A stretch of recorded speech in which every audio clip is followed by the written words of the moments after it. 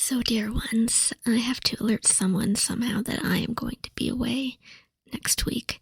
I am off in an aeroplane over the sea.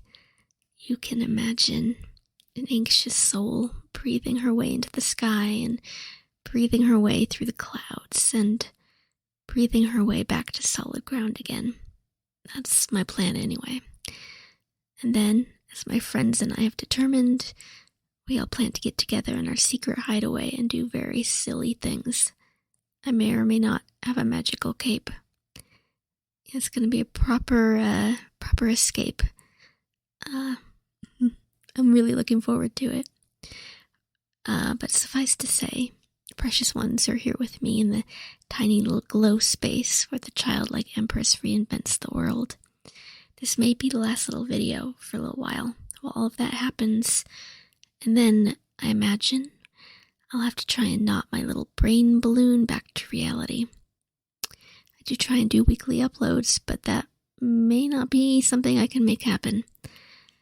And for a little while, I think it's forgivable when life is an option on the table. So, I'm spending tonight packing and thinking about how to talk to you, what to say. There's magic in my heart to give, and all the little furies dancing around are clear on this. The magic is in the message tonight. So, I guess for me, I don't find anodyne experiences all that soothing. This is to say, I don't find people without problems and strife and joy and life going on for them to be relaxing for me. Perhaps you feel that you prefer to listen to an empty slate, a person who dives into you and leaves no true trace of themselves behind. I gotta say, I don't know if I can do that for you, as much as I would like to.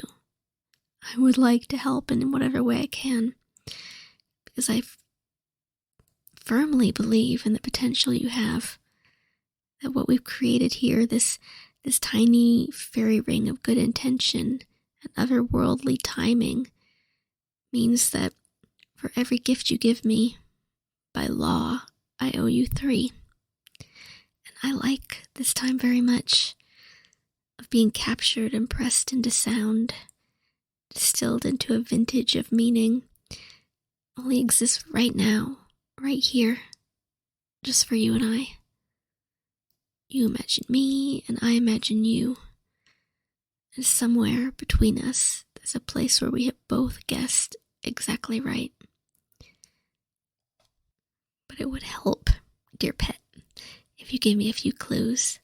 I won't write them down, but I'll listen to the wind and read the leaves and learn a bit about you if you settle down and pay ever so slightly more attention. Just free your answers. Tell the earnest truth, and we shall be bound ever so slightly more together. This is the intimate magic a believer can weave. Are you a believer? We'll just have to judge and see. So I ask, have you ever been given a favorite gift? Is it the crown that angles to the side on your head, the one with rubies that seem half animated, half stolen? Some of us have been given the strange sorts of eyes to see the world curiously. The darkness and the light for us are a little embossed around the edges. You, my friend, who have made it so far with me, have a bit of both right at the center of the reliquary of your rib cage. Perfect ingredients for a just escaped royal. Have you been a favorite gift? You might be mine, taking the silence and abeyant posturing and making it important. You've made me, in moments, important. Well, I feel as though I've arrived here and just put on the kettle, just began, without asking. But I've been told that's the way to do it, not to beg for permission to exist. It's a low, odd memory, one that sours the others in the barrel. What's that circumstance, if you recall, when you thought you had to beg, someone for permission to be. You thought you had to get the approval of someone important to justify your life. Where's your favorite place you've ever been? Did you have to travel far to get there? Where's your favorite place to go in your head? Have you ever been there when you should have been paying attention to someone or something out here? Have you been caught in a daydream and realized you're making a fool of yourself out here in the so-called real world? Have you gotten strange looks when you've used the phrase so-called real world? Do your fingers curl up into quotation marks when you say it, even though you know it's more than a bit awkward? Have you ever made yourself a dinner in the worlds between? Was it fish? Did you microwave fish in the office oasis between time and space? It'd be awful if someone did. And you have to presume, if within time and space all things, all infinite possibilities that could be, are, someone's done it. What a relief it wasn't you. But it could be. We're likely new to one another, so I do need to inquire. Are you here now, being chased by the space force from 6 dimensions over for causing an olfactoral incident at the crossroads of all things? Is that the basis for this interaction? You're a fugitive of universal law. I bet that's it.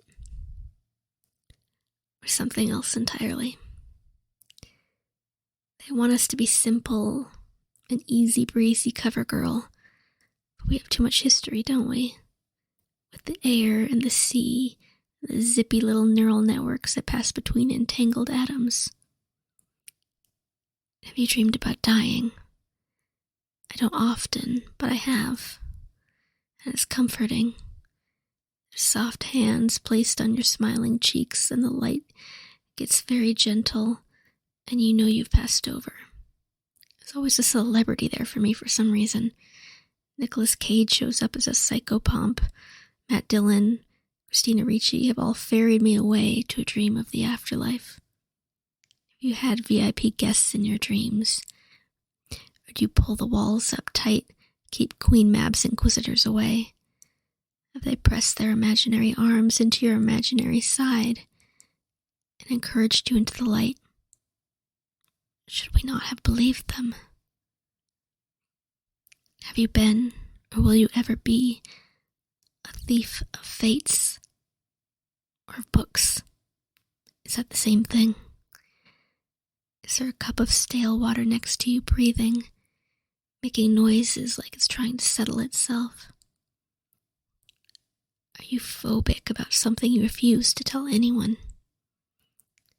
Do you live your life around the danger? Or do you lunge into the living cups of the world, splashing about in the dregs of whatever remains there? Have you ever been to the island of Catton in the South Pacific? Have you ever been drawn through the Pharos Gate at Alexandria by the promise of love made flesh? Have you ever wanted nothing more than a peaceful, agreeable silence between friends?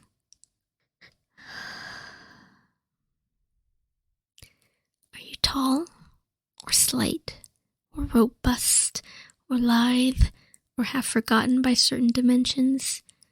Do you receive daily missives from the Lantern Company, demanding an updated report on what you see each day, trapped as you are in your mortal form? Have you ever told a truth that you regret? A truth that could have been a lie if you had just poured a bit more of the gilding into your morning coffee? Have you ever lied so beautifully you wished you could frame it, press it between glass like a rose, and let it gaze down on you from overhead on your wall? Do you have loved ones, family to speak of? Family you'd prefer not say another solitary word? Do you keep them in your pocket while you walk their only loads of sigil? Or are they marching around with you, drawing in your map of where to travel next? What are their names? Little Lolly, George, Islandweed the Fantastical, do they worry about you? Do you wish they would? Would someone just give a little worry your way? Ah,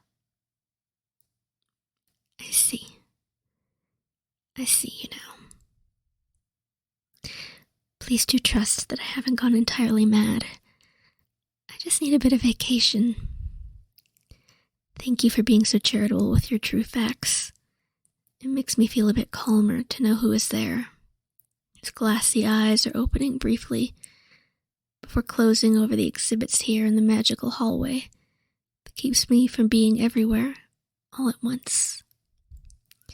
Thank you for indulging me, giving me the freedom and the magical power of allowing my own thoughts to form exactly the way they want to be. When I share this, it feels like an offering to powers beyond me. I see and am seen in turn, embossed and chased by the light. It does feel like a secret thing to be here. I'm too grateful for it to give it up 2 weeks in a row, so we'll just set this gift up to fly free in the world, so I'm there to capture it as normal. I hope you have a wonderful break too, and I will see you when I'm back.